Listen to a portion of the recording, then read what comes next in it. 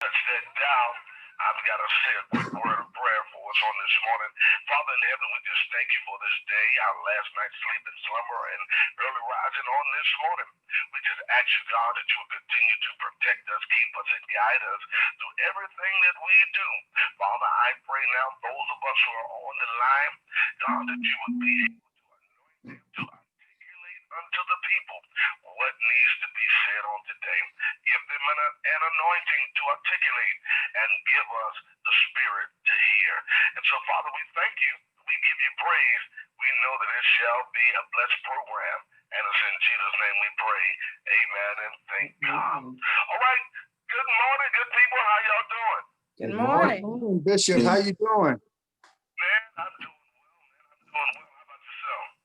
Look, Bishop, I want to tell you, I think you had a birthday. Didn't you have a birthday over the weekend? Yeah, my birthday was yesterday. Yesterday. Okay. You're getting to the point where I might be able to call you Moses.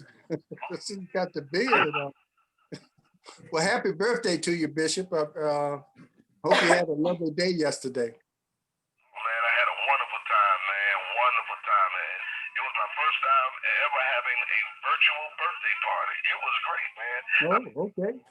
Just got to go with the times, brother. Thank you, everyone. All right. Good morning, everybody. Every day we rise is a great day to be alive. And welcome to the Seven Cities Forums of Hampton Roads presents Portsmouth Coffee Talk. And I'm one of your hosts, James Slim Overton. And we have Leah Drake Stith and Thomas the Colonel Chapman. Good morning, hosts. Good morning. How are you? How you doing?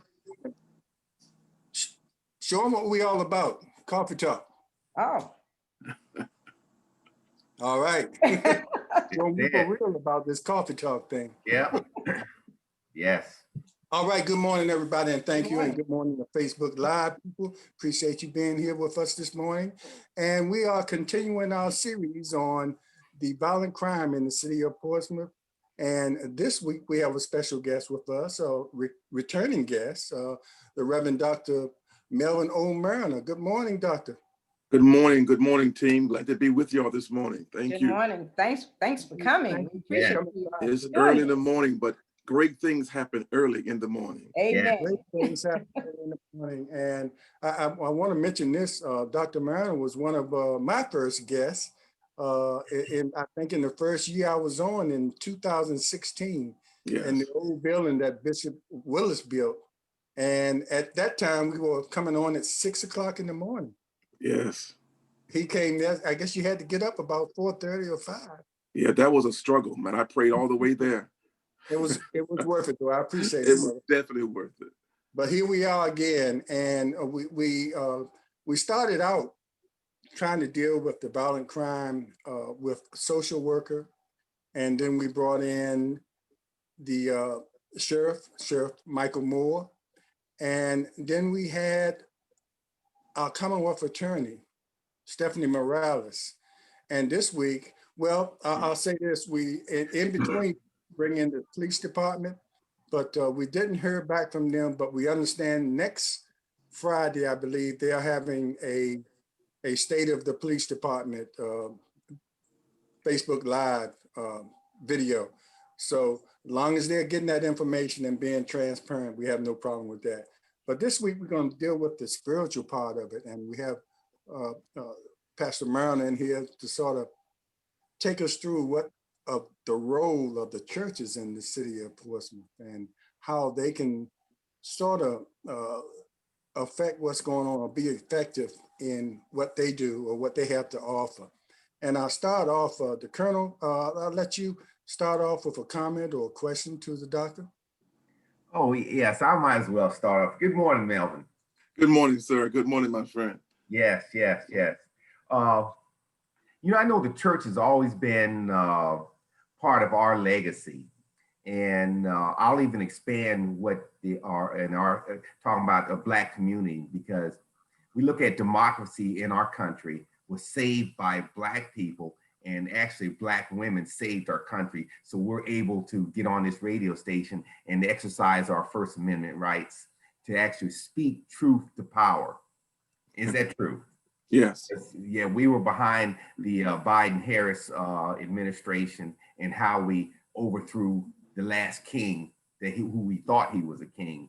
But how is our churches in the Taiwan in the Hampton Roads area addressing from the pulpit violent crimes, and what can we do better?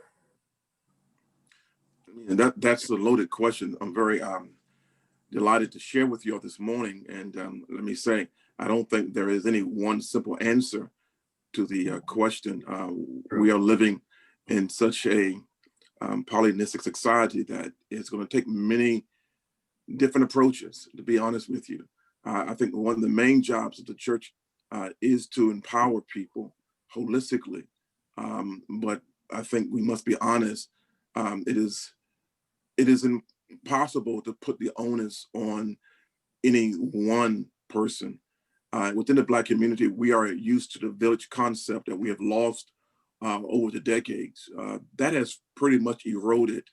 And so when you lose the village concept, you also lose some of the strength and the connectivity that the Black church had on the lives of people. The Black church still is the strongest, I think, strongest organization that represents Blackness, but even that has changed some. Mhm. You know, it's interesting, and I look how we grew up, and I'll say for the crowd here, you know, we grew up in the same neighborhood. Mhm. That village concept is no longer here. I can say truthfully, it's no longer here in America. And I say in that village because everybody, and I know when we grew up, everybody knew everybody in the Exactly. neighborhood, you know. And I can tell you, you know, two brothers, you know, we used to hump them papers, and so we knew everybody in the neighborhood, just like you knew everybody. And if we got in trouble, somebody else's parent was going to tell our parents, and we was going to get a whipping when we got home. And that no That longer day, exists. that day is pretty much it's taking wings. I mean, unfortunately, I think that the more we as Black Americans became more successful in church life and just professional life, we started to integrate into other communities. Communities such as Cavalier Manor or Truxton or Cedar Grove, some of these communities, Twin Pines, we lost people because now we felt that success means that I have to leave where I am, Mhm. perhaps for a safer community, perhaps for a larger square foot home. And so the church itself has gone through transition. We are competing with the time and resources of people that decades ago we didn't have to compete with. I mean, so let me say this: the church is competing now with other organizations, AAU basketball, football, flag, soccer. Parents aren't as connected to the church because of their time, and so the church itself. People say, "Well, the church isn't doing enough." I don't think the church would ever do enough because the needs are so much. The needs are so vast, and the church is no stronger than the people who come. Exactly. So that's where the power is. I think that honestly, evangelism in the Black church has become null and void. You don't see much evangelism. You see sustainability. People are just trying to sustain their Sunday morning crowd, in which when that becomes the issue, it kind of dilutes away from the church of really stepping into the lives of people. I'm trying to survive myself, but yet there are so many needs out here. But So I'm you not know, making excuses. The church has to do more, and I think the church has been doing some things. Perhaps we don't get the publicity that others may get because we're supposed to do it, and we're supposed to do something. Then you don't get the accolades or the attention to let others know what you're actually doing. But social media is helping us now, and we'll push into that. So we'll see a change. Dr. Marriner, Yeah. there have been a lot of forums here lately on addressing or talking about the complex problems that we're facing in our community. I'm hearing a lot of talking, but how do we move from talk to action? How does the church team up with, there's so many organizations out here who are saying that they're doing this for the kids and we're doing this for the kids. How do we come together as a group and not be so fractured in how we deal with the issues involving these children who are killing each other in our community?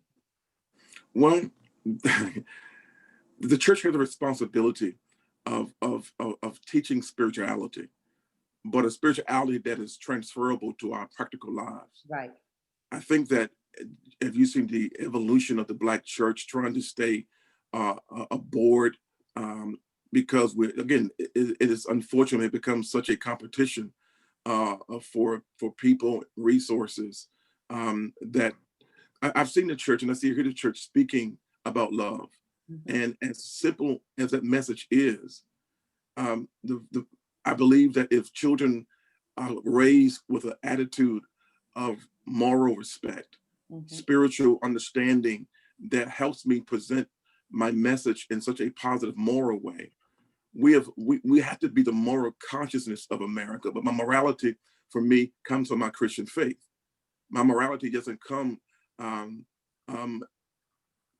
as we just being a human. My morality is based upon my love Christ, my Christ that talks about the neighbor. And so it is how I treat people. And many of us are raised that way, to respect each other, to honor God, to love our neighbor as we love ourselves. Now, love is just not a feeling. Love is a decision that is also based upon my reaction to life. So the church is doing some things, but again, I think that people must understand that we are no stronger than the people who attend on a weekly basis. Our resources are no more than what people give.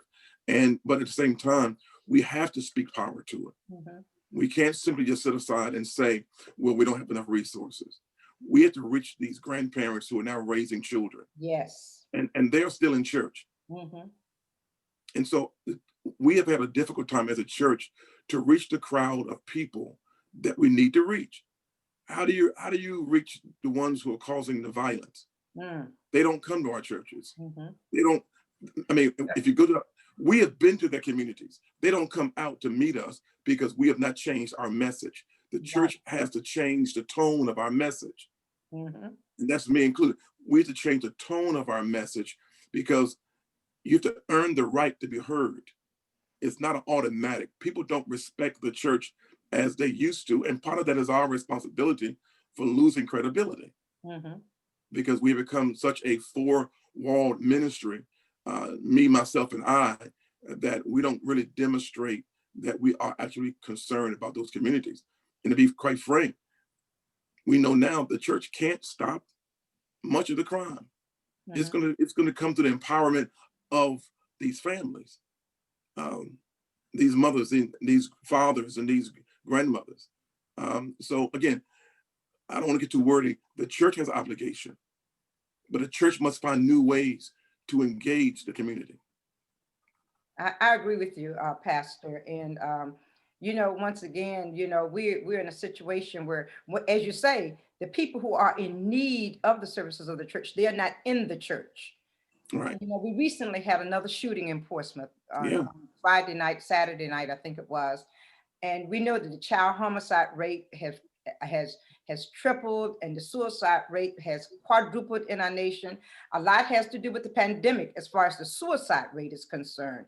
But correct. The homicide rate, we know that the parents and the siblings of these children who are committing these crimes, the parents and the siblings are suffering from traumatic stress as well as a result of what's taking place. How can we address the needs of the parents and siblings? We're all talking about these children who are out here who are shooting and killing each other, but that's just the Band-Aid, because it goes deeper than just, it has to start before in that family setting. We got to deal with those siblings and those parents of these kids, because it just becomes a perpetual cycle.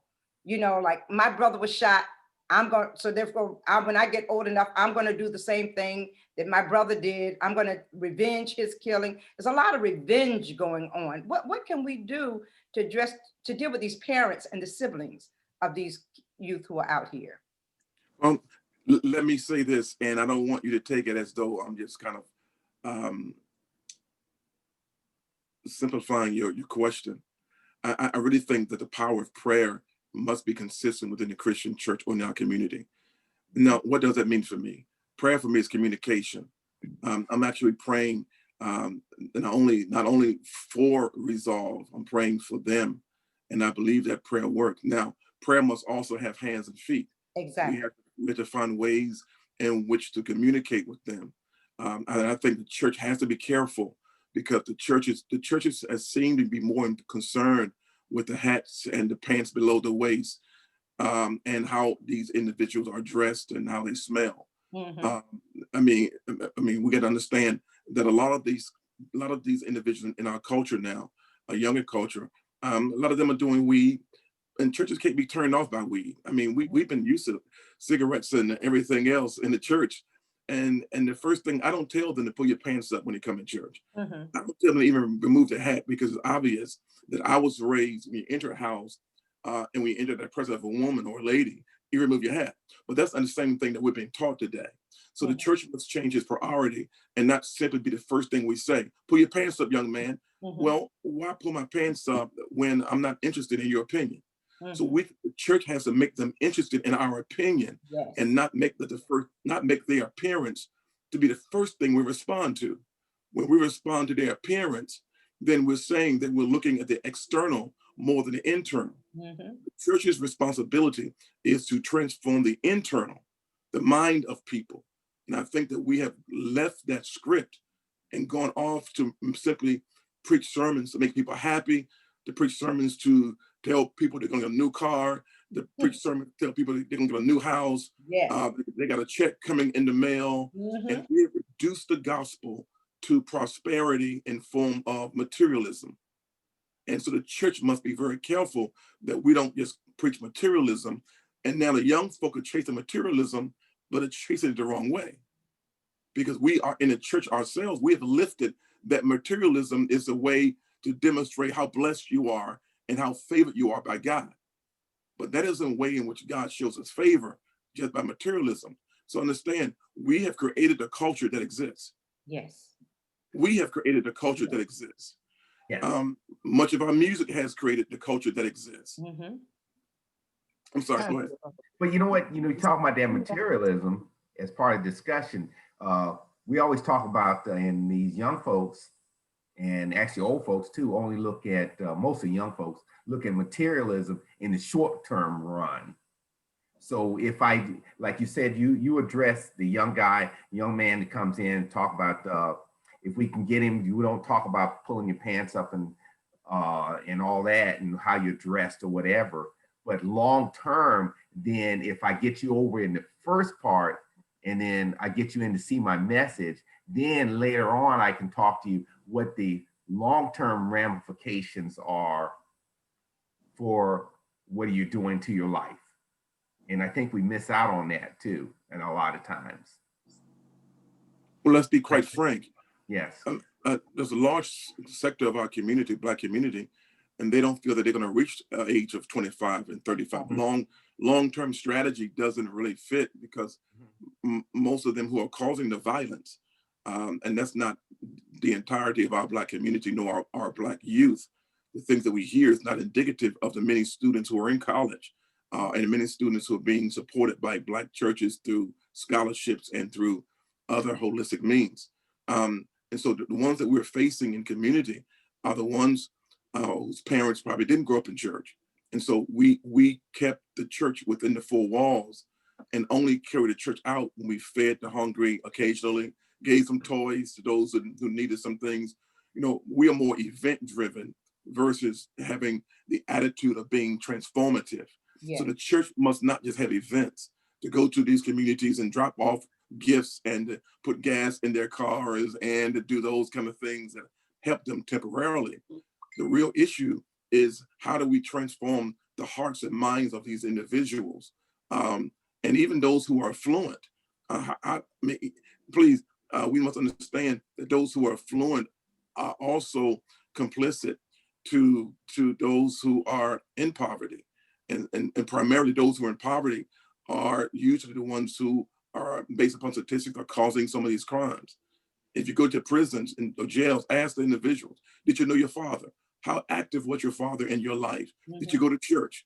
It is a fact that those who attend church on a regular basis have a moral consciousness that at least keeps them from doing certain levels of crimes. I'm not saying that people who come to church don't do some crimes, because they do, but if you attend church on a regular basis, it's a given fact that it reduces crime in your family and in community. But we've lost that moral consciousness because the church has been seen totally different, as being indifferent to the needs of our community. And the needs of our community isn't just health care, it is mental care, it is emotional care. And the church kept preaching, but we never dealt with the spirit, we dealt with the Lord gonna turn it around. Well, what if it doesn't turn around? How do I live life? So making our message more practical is the way to go, and empowering them.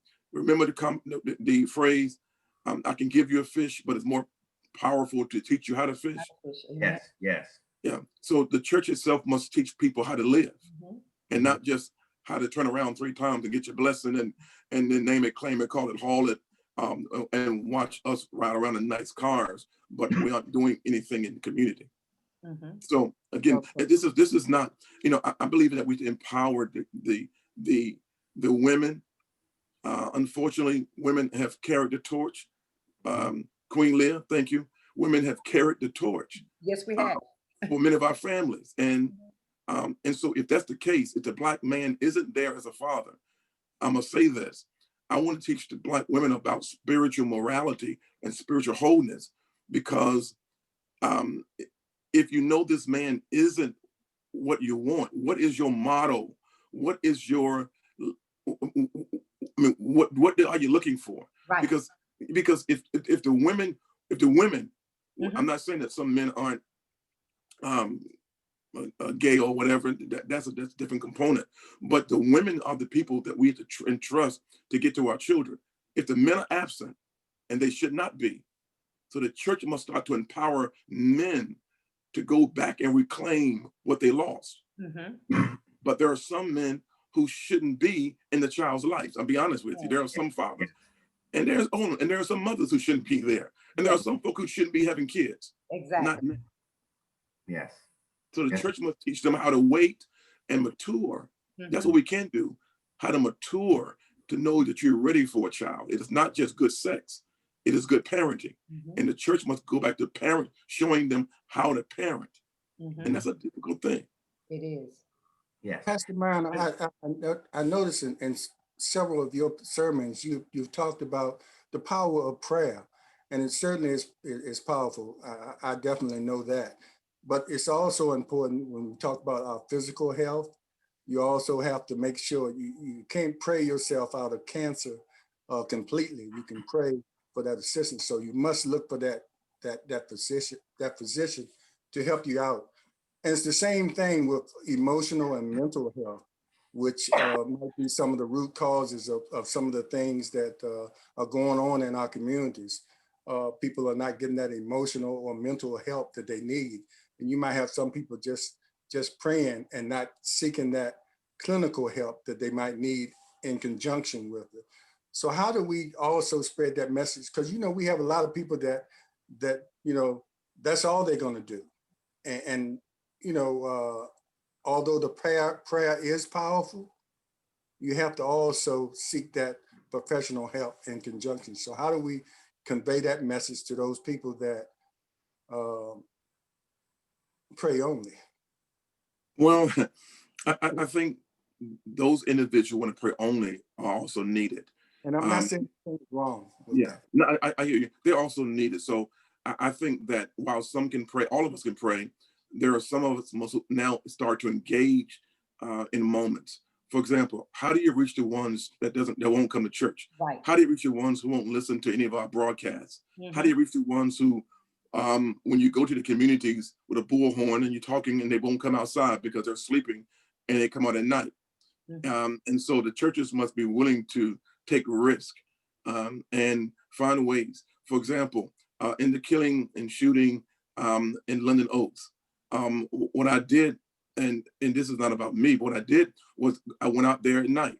And I went out there and I introduced myself, and I didn't force myself on them. And I hung out with them for about an hour and a half, 2 hours, sitting outside the fence of Linden Oaks when they had killings. So, and I think that out of that, we must allow them to talk their language, because I want to reach them. Their profanity isn't going to turn me off. So we got to stop being so wholly sensitive that we can't really minister to people because, oh, don't say that around me. I'm a preacher, or I'm a this, I'm a that. If you can't take a cussing word, then really you need to just stay home and just pray, because these kids are raw. And in order to reach the rawness that they have, we must go out there and understand. And I one of the things I do preach, it is not just spiritual health. It is, again, what you said, mental health, emotional health as well. And mental health and emotional health and spiritual health are three different things. The church has strictly talked about spiritual health, but we never connected our spirituality with our mentality and our emotions. And we find out that people don't know how to respond to loss because the church doesn't know how to respond to loss. That's why the church now talks about more about getting, blessed, blessed. But we haven't taught our people how to survive when you don't have the resources others have. That becomes a mental state and an emotional state as well. So it's not just spiritual, it is mental and emotional. And unfortunately, when a reckless person emotionally has a baby, I pass on that same spirit to my child. And we have this generational curse, if you will, of ignorance and of the inability of knowing how to adapt a culture or change culture to what it should be. Good point. Wow, Good Pastor point. Marriner, I tell you, I know I had heard about you going out to London Oaks, and I'm thankful because there's so many people who are out there who don't realize that there are individuals who are going out, meeting with these kids, meeting with these families, not publicizing it on Facebook and other social media, because you're out there for the real purpose, and that's to meet with and to understand the needs of these children.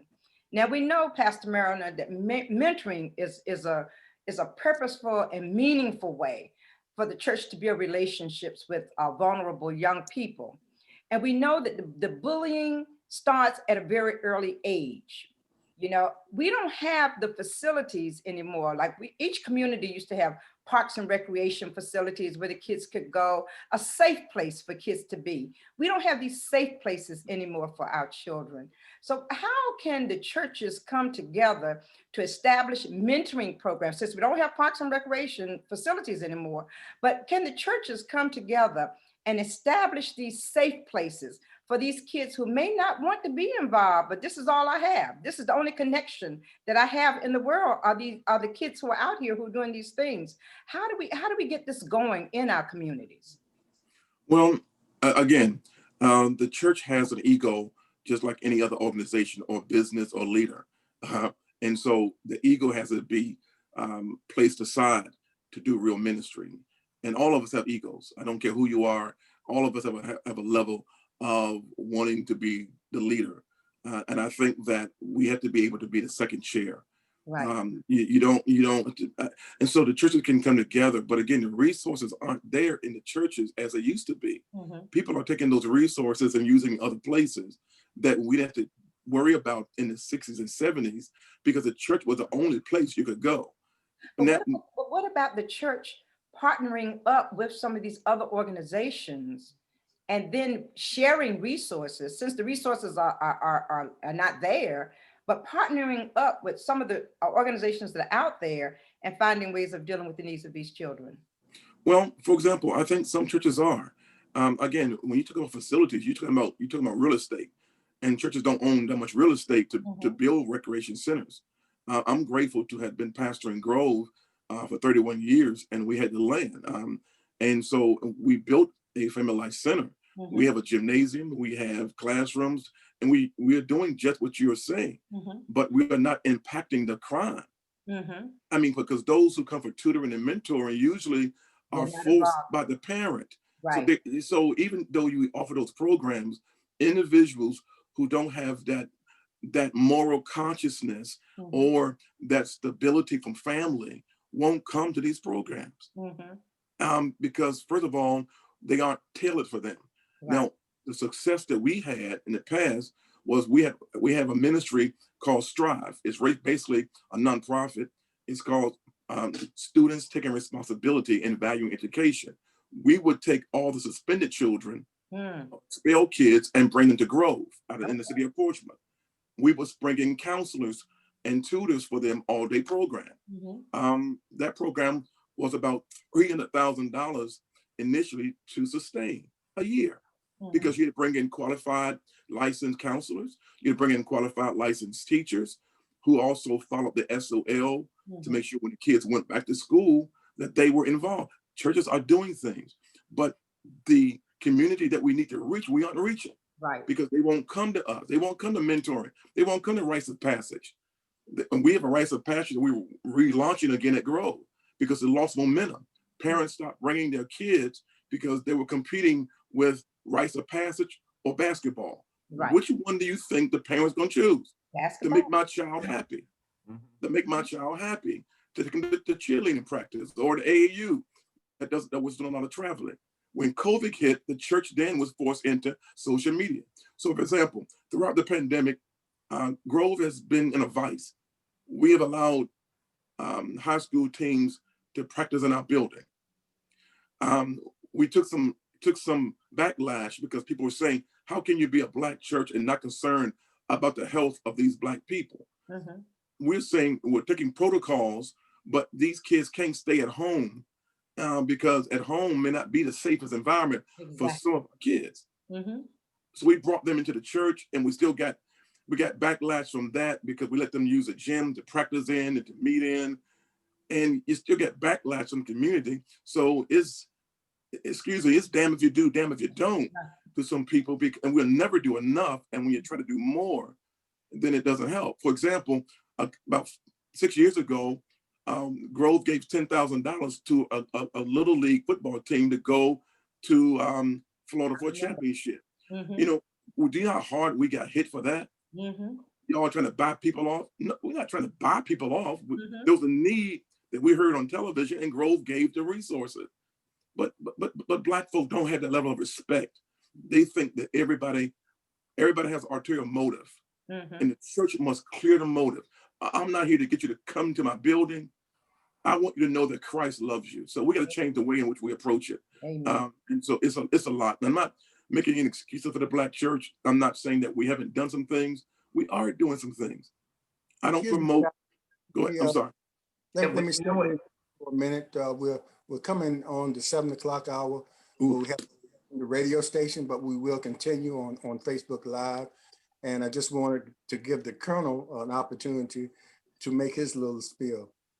Yes, thank you, Slim. Hey, if those of y'all are listening on Facebook and on the radio, if you like what you're hearing, if you love what you're hearing, and you'd like to see us expand our programs, you can either become a donor or look for a sponsorship, and you can send check, money order, or whatever to Hampton Road, 7 Cities Forum, LLC, P.O. Box 7664, Portsmouth, Virginia, 23707. And we also have an email address that Slim will give it to you there if you wanted to write us to tell you how we're doing. Okay, that's HR 7 Cities Forums at yahoo.com. That's HR 7 Cities Forums at yahoo.com. And we also have a business Facebook page called the Hampton Roads 7 Cities, the Hampton Roads 7 Cities Forums LLC. So go on that and and you'll get information about what we're trying to do as well. So at this time, we probably we have a few more minutes.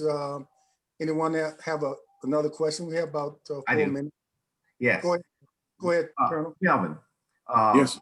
You should never have to explain or apologize for what you are doing. You and the other preachers in Hampton Roads apologize for what you're doing, because any step is better than no step. And when you made reference to the $10,000 to send a football team, young football team to Florida. But one of the things you talk about finances, people don't know that after home foreclosures, churches go down and are foreclosed right after that across the country. And so we Yes. all know, and so people, especially with the pandemic, we all went in and we clumped in and went into the survival mode. And it has taken a toll on the coffers of say, Grove Baptist. I'll use them for an example. You're not as collecting as many donations as you did before, but you have to make hard decisions of what programs you can continue. So, but the church has to move on, have to survive. Am I correct? Yeah, you are correct. The resources were down. And so we started another resource. We started a Better Is Now movement that we're trying to get to ground that deals with Black wealth. And not Black wealth as it is seen in our community, but Black wealth as in Black consciousness, Black pride, and Black accountability. And we started that initiative to really say, if we can't get you to the immediate resources you need, such as housing, because we don't have a house to put you in, we can have to pay rent, but we don't have enough resources to pay your rent every month, so we got to find ways to help. But we can help you with Black wealth. I call it Black CPA, Black consciousness, Black pride, and Black accountability. Mm-hmm. And we must start to really teach our youth again what Black consciousness is, what is Black pride, and what is Black accountability.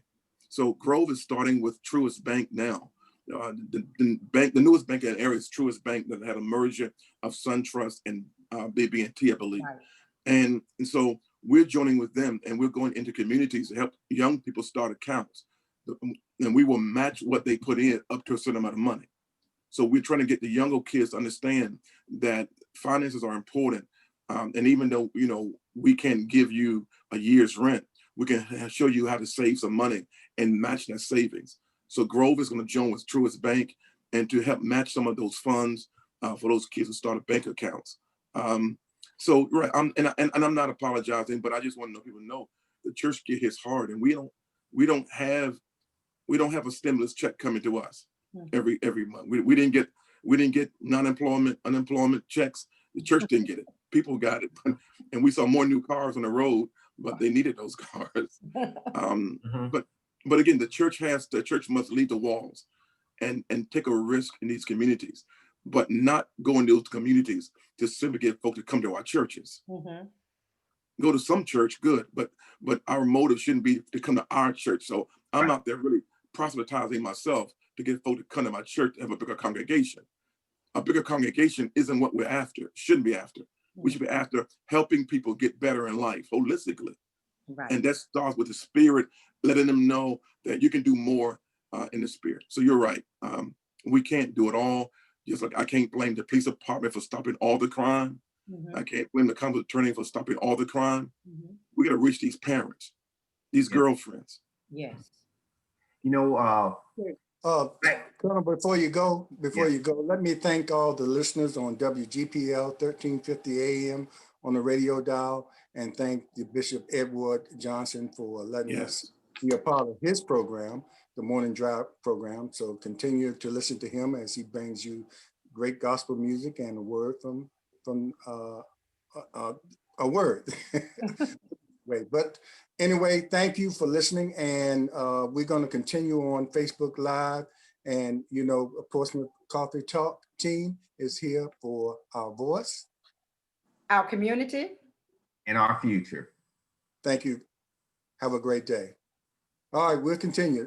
Colonel, go ahead. I think you were about. You know what? This whole conversation reminds me of a speech that Martin Luther King gave.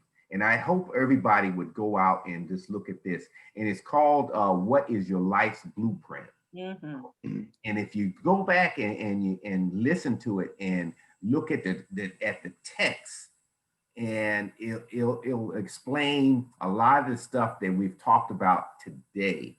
Mm-hmm. And talking about, it takes you through a transition. I don't know if you've ever heard or listened to that one, but you can go on YouTube, and I wish everybody would go out, just look at that one speech. And it's one of the ones that it was a motivational speech, and it's always touched my heart. And if you get a chance, I want everybody to go look at that. And it's called, "What is Your Life's Blueprint?" Listen to that. You know, I'm just praying that we get to a place in the city of Portsmouth where we can stop pointing fingers at each other as to who's not doing what, and finding a way for us to come together as a community to address all the needs that we have in our community. You know, we're so busy looking at who's not doing, or I'm doing this and nobody else is doing this but me.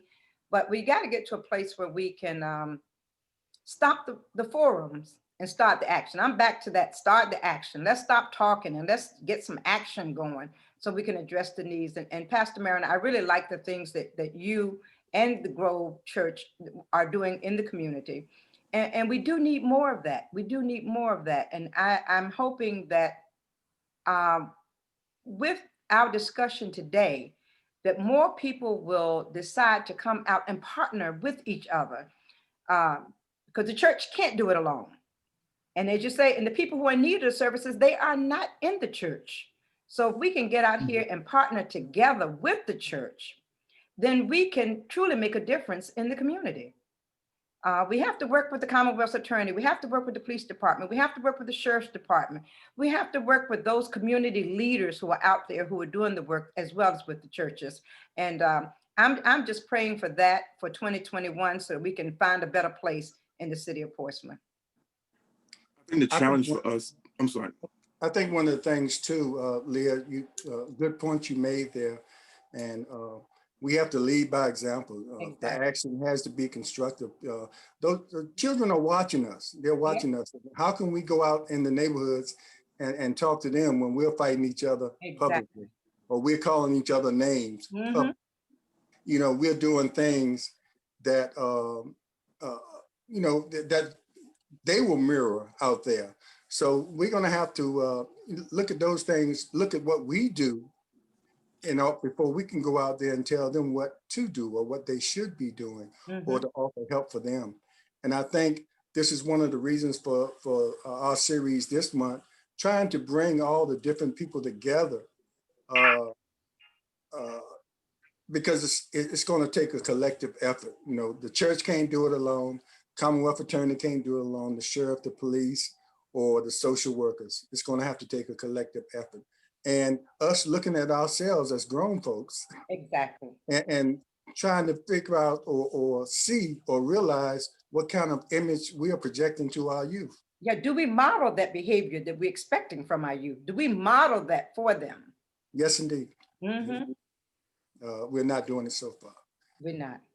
Let me ask you, Pastor, yes. One of the things too, you know, I think a lot of people in the community might look at this too. They see a lot of pastors, and I hope I don't step on anybody's feet, but they see a lot of pastors that focus on education and getting those designations, which a lot of times might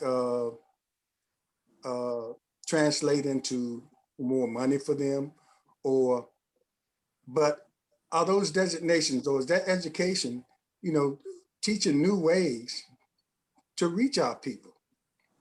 You know, I think you mentioned earlier, we have to take a new approach, but you know, I'm just saying, some people might see, well, okay, we have a doctor here, a doctor there, and we see what you're doing. We see how many of the doctors that are ministers have taken that education and pouring it out there in the community. But it's a lot of people in the community that might not see it that way. They might see it differently. How do we, you know, relay that message to them that you all are creating with the education, y'all are creating a positive image, or you're really out there to do them good? Well, one thing, I just believe in education. Yes. Because I didn't know on anybody's feet. I didn't know if I wanted to say that. But you genuinely stuck on our toes. But for one thing, I love education because it's empowerment. Yes. Any form of education, whether it is formal or informal, for me is important. I think that our clergy need to be trained. I don't believe, and I believe in our seminaries, but I don't believe our seminaries are preparing 21st century pastors. Right. And that's one thing that I've had with my own institution, seminary. I don't think that they're preparing pastors. There's more than pastoring than preaching. And I think that we're doing more preparing for preaching than we are for counseling. Yeah. I think most of us learn how to be counselors. And so that's up to each individual. And in the clergy world, having earn a doctorate of ministry or a master's doesn't give you more money. Okay, that's in the other professions. That doesn't happen in the church. I know people who have earned doctorates and you'd be surprised what they're getting paid. I mean, how can you make it? they look the image, but struggling. So I think it's good on one end that we really support education, whether it is for us. So getting a doctorate degree doesn't make me more informed. It gives me more exposure. Mm-hmm. And so that's how I look at it. And so, in however they want to say that, we have too many things to deal with other than people hopping on our degrees, and saying, do this or do that. I think that, let me say this. The church has to reach the individuals who can reach the people who are causing the crime. Yeah. Mm-hmm. The mindset of criminality is not a one-time thing. The people that we're talking about who will murder, who will do real harm to us in our city, are the ones who need a mind change. Mm-hmm. A process of thought doesn't change overnight. This child has been uncared for. This child has not been disciplined enough to respect humanity.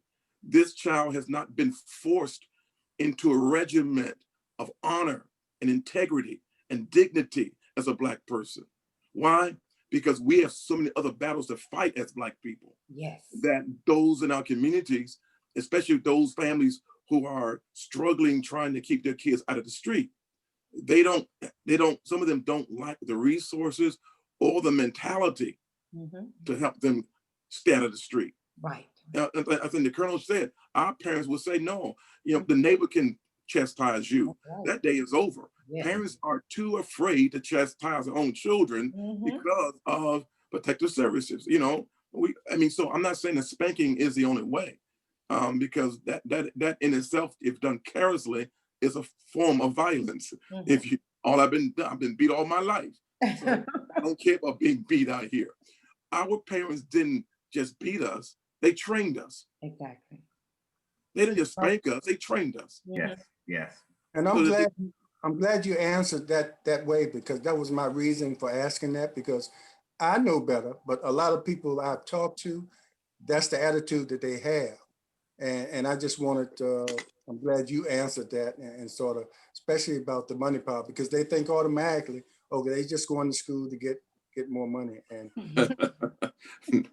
but and I have a comment on the education piece, because we just left a 4-year period where we were anti-science, anti-education, and I look at it, say for in the ministry, trying to get the doctorate is one, or any higher education degree is a person trying to fulfill their intellectual curiosity on an academic setting.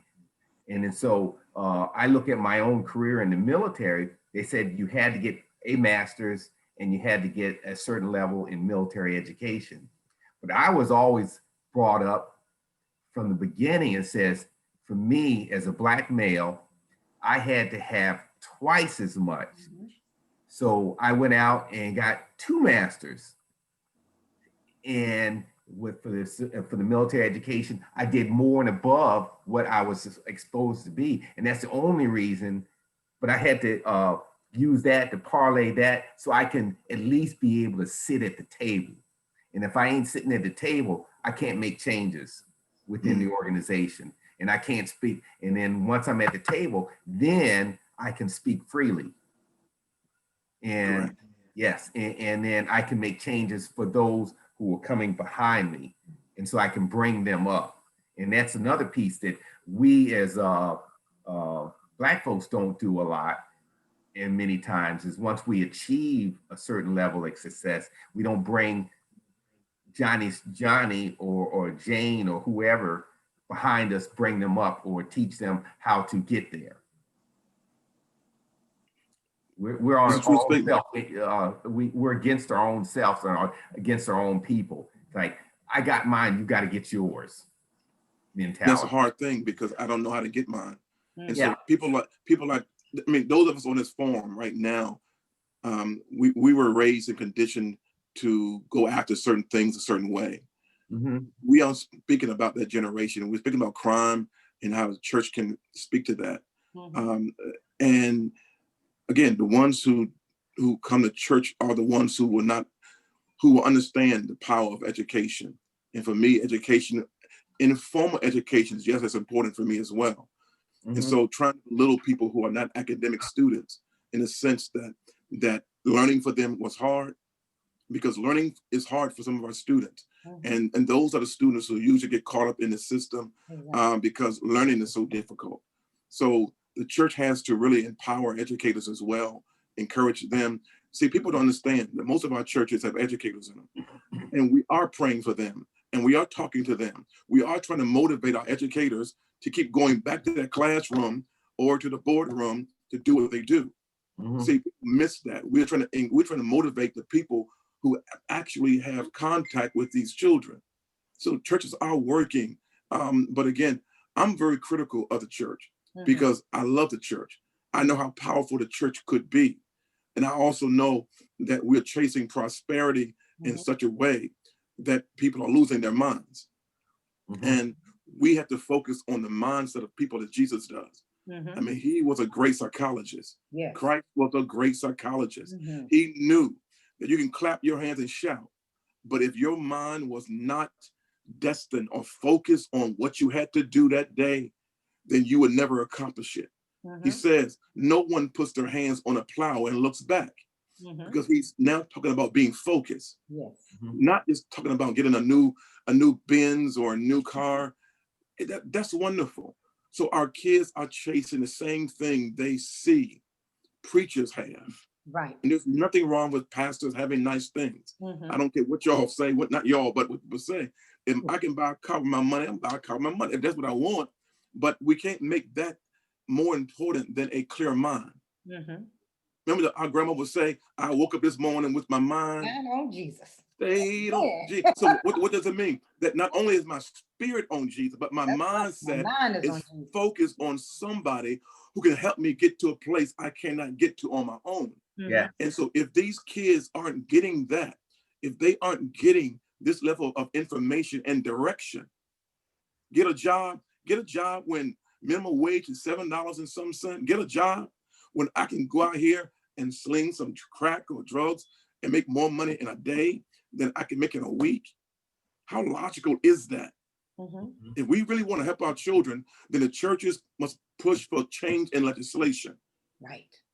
We just can't sit in our churches. We got to push for change in legislation, change in education system, and not give them a pass. Mm-hmm. We can't give our Black communities a pass just because we have a Black superintendent in a Black school. We got to make sure that if we Black, then there's a level of expectation we have for our Black children, and we want to push you as far as we can push you as educators. Mm-hmm. Yes. Melvin, you talked about getting that new car, and I would say, yes, we can, and actually too often get that new car. But it also, for some people, if you're not ready for that new car, that new Benz, then you become a slave to that car payment. And so you haven't really done anything. And so you want to I always look at institutional wealth. I'll get that new Benz when I can afford that new Benz, when that, is an example. And so I never want to be a slave in my mind. I want to be free. And so whatever I want, I can go get it because I've done the work ahead of time. And that's when we talk about tangible goods and, and the way of things, how things work today. but we're talking as a middle class people. Yeah. Understand? Well, y'all are upper middle class. I'm kind of low middle class. Oh, Y'all are upper middle class. So, but understand, we are talking as middle class people, trying to understand the different dimensions of people we don't know. I've never been hungry. I've never been without a roof over my head. I've never had parents who didn't have enough money to buy what I needed. I never had to go to school and feel embarrassed or less than because of what I'm wearing. My mom and dad forced me to learn early in life that education was important. So the first thing I had to do was learn my alphabets. But when a parent doesn't value education because it didn't get them anywhere, we have to go in and do, really, you're talking about surgery. The surgery the Black church must do on our communities is deep and it is severe. We can't make light of what we are as people. Most of us are doing well, but the sector of our community that is causing some havoc, they're causing them problems. Prisons are what, 70% people of color? That's right. That's or right. more. Or more. Why is it happening? Our judicial system is jacked up. That's right. So we're up against a lot of things we have to change. But if the judicial system is jacked up, then I told my sons, don't go in front of the judicial system. Don't do what's going to put you in front of an unjust system. So how many more parents are talking that way? Again, parents we gotta have some parenting classes and support them. I'm gonna say this, and I hope I don't get in trouble. We will lose a generation. We have lost a generation. Yeah. Yes. Yeah. We have. The point of it is, do we have to lose the next one? Right. Because some of these kids are so far gone mentally that it's gonna be hard to bring them back in. I'm not saying don't try, but it's gonna be hard to bring them back in because we aren't just dealing with a behavior. We're dealing with a habit of thinking, of processing. If this is how I process information and this is my outcome, I'm gonna take your life because I want to live a little longer. Pastor Marriner, you are so correct. And I addressed this before. I saw a kid with a shirt on that said, he was about 13 or 14 years old, and the shirt said, "Shoot me because I'm already dead." That means you don't have any thoughts of getting beyond where you are at this point in time. But we look at kids who are coming, we're talking about education.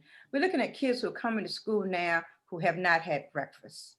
We're looking at kids who may have seen someone killed in their neighborhood the night before. We're looking at kids whose fathers may have been taken out of the house by the police. We're looking at kids who've had to take care of their younger siblings before coming to school, get the siblings dressed and ready to come to school. We're looking at kids who are raised by children themselves. Or grandparents. Many of the parents are not much older than the children. And so we have lost a generation. But where do we begin to pick up for this next group? How do we help these children who are coming to school under those conditions? And then we expect the teachers to be the parent, we expect the teachers to be the counselors, we expect the teachers to teach. We're just putting so much on their shoulders to meet the needs of these children. Where do we go? That's a loaded question. That is Come on, help me. Help. It is. It's heavy on my heart. I know. Yeah, it is heavy. And I don't know. I think, first of all, anything that is going to be sustainable must be systematic. So anything sustainable must be systematic, which means that there are processes and steps to help me duplicate success again, whatever success is for the individual. And for me, success is living a healthy life, knowing right from wrong, and able to make the decision. So it has to be systematic. I don't think that we have to look for one solution. I think that we have to address what are the needs first. What are their needs first? And address that grandparents are having to parent all over again, but they don't have the skill set nor the patience to deal with the grandchildren who have so many other influences. That's right. We're seeing more gangs in our community because we have lost that village concept. And so we have to reassert ourselves in community and saying that you can't have our community. But enough people aren't doing that. snitches get stitches. Right. And so people are afraid to speak up because they don't feel they have the support of these communities. Again, that's why we took on the initiative of handling out of school suspended kids. We wanted to deal with the kids who were almost lost. Mm-hmm. And, you know, that's been my life. I never really wanted to deal with A and B students. And we do have things for them as well. But I can interact with people who, like me, were C students and didn't realize how important education was until I got in college. You know, I just wanted to graduate high school and get an athletic scholarship in high school. You know, so that was my thing. I'm gonna be the next NBA or NFL player. That's where most of us find success, or entertainer. You know, but we got to give our kids other options than entertainers and athletes. They're good. I'm not gonna take them away from them. But so few are going to get to that level. So few. So few will. Yeah. But that one individual think he or she will. Exactly. So understand that mindset. I might be the one who comes out of Wilson. I might be the one who comes out of Wilson and gets a multi-million-dollar contract. I mean, we've seen that. I mean, so they might be. So I don't want to kill that dream. If that's your dream, then that's good. But let me give you a second part of your dream. Let me give you a fallback plan. So we got to make sure that we don't take that away from these kids, because for some of them, it's all they have. We want to say, well, you know, you may not make it. You just kill my dream. If that's all I have, and you kill my consciousness, yes, I am no more. Yes. So while athletes and entertainers that's not all we have. We can't kill the kid's dream. If you want to be an NBA player, guess what? You got to stay in school and stay straight, because they don't want kids who have been in prison, and you lose time and don't have good character. They'll cut you out if you don't have good character. Yeah. Well, a lot of them. But you know what? The other part to that is we approach it by, I don't want to kill your dream, but if you do get there, I'm going to teach you how to keep that money. And if you look on the flip side, how many athletes out there after 5 years, less than 5 years in most cases, that they are out on the street and they're broke and they've made all those multi-million dollars. So if I teach you, I give you background how to make that money, grow that money, and create institutional wealth or generational wealth for the future, that you can take care of your family, your kids and their grandkids and on and so forth. And that's what we want to teach. So that's why we join with partner, as Queen Leah said, we're partnering with different branches. We're partnering with Truist Bank, and we're partnering with the Urban League. And we're matching these funds, teaching these kids that we have matching funds. Start now. Better is now. Better is not just tomorrow. Better is now, by having a change of consciousness. So we have to reach, not just go to church, get a Bible, speak in tongues, clap your hands, turn around 3 times, claim it. That's all good. But we have to change the mindset. So teaching them those basic things are important. But again, how can I teach them if I can't reach them? Exactly. Yes. So honestly, I don't have a cookie cutter. I don't. I think all of us are trying, but all of us must at least work together and stop blaming each other. I don't blame the police department for stopping crime. I mean, if I knew where you're going to be, I would be there to stop you. We don't know where crime takes place. We know that in some communities where it takes place because of where they live and how they are herded together and how they are looked down upon by society. So the church has a lot, just as anyone else. So I'm grateful for this moment. But again, the church has to deal with more than just spiritual needs, and not just giving you more money, paying your rent. Paying your rent won't change your mind. Thank you. Yeah. And on that note, Pastor, I think we're in here. And I think the reason for this program or this series we've had this month, I'm seeing it played out in the comments that people are making, getting a lot of constructive conversations that are solution based. And we appreciate you coming on and talking about the church's role and everything else that was mentioned here today. And I want to give our host one more chance to make a closing statement. Plus, Tommy, you have your little spiel you have to give. But I want to thank you, Dr. Marriner, for coming on here, getting up early and coming on here. And we have to have you back. This is a continuing subject that we must deal with. And the dialogue has to continue on as we do what we can in our communities to save our youth. Dr. Marriner, and I too want to say thank you, thank you, thank you. No. Thank you for all that you're doing, all that Grove is doing.